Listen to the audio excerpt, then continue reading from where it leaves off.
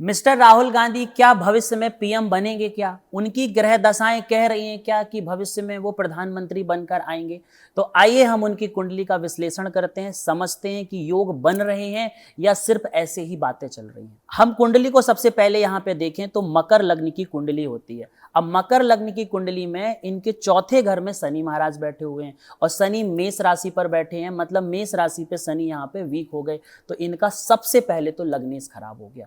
लग्नेश खराब हो जाना मतलब जब भी राजा बनने की बात आती है तो वहां पे कमजोरी आ जाती है।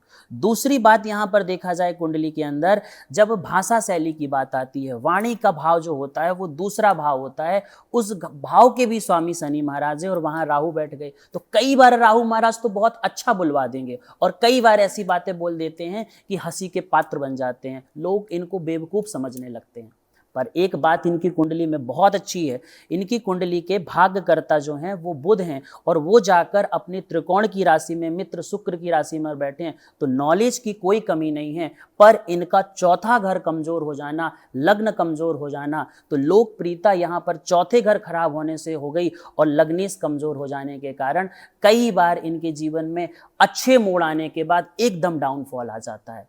लेकिन कुंडली देखी जाए तो छठे भाव पर सूर्य और मंगल की युक्ति होने के बाद इनके शत्रु बढ़ते हैं, दूसरी पार्टी वाले इनके ऊपर बहुत ज्यादा प्रभाव दिखाते हैं, लेकिन इनसे विजय प्राप्त नहीं कर पाते। कुछ दिन इनके पीछे पड़े रहेंगे, खुद में खुद शांत हो जाएंगे। क्यों? क्योंकि मंगल छठे घर का कारक ग्रह होता है, तो ये चीज यहाँ पे अच्छी है। रही बात भविष्य के प्रधानमंत्री बनने की, तो उतने प्रबल योग तो इनकी कुंडली में नहीं बन रहे हैं, पर्दे के पीछे रहकर बहुत अच्छा काम कर सकते हैं क्योंकि यहां लग्नेश कमजोर हो रहा है। फिर दूसरी दृष्टि देखी जाए तो सूर्य ग्रह भी छठे भाव पर बैठकर अष्टम भाव का स्वामी हो गया, केतु के साथ यहां बैठ गया, तो आते आते चीजें चली जाती हैं, एंड मोमेंट पे चीजें खराब हो जाती है। 2029 का जब चुनाव आएगा उस समय भी आप देखोगे जब मंगल के साथ सूर्य की युक्ति आएगी तब 28-29 के आसपास इनका बहुत तेज माहौल होगा। फिर अंत में चंद्रमा, मंगल चंद्रमा की युक्ति कहीं ना कहीं फिर से चीजों को खराब कर देगा, क्योंकि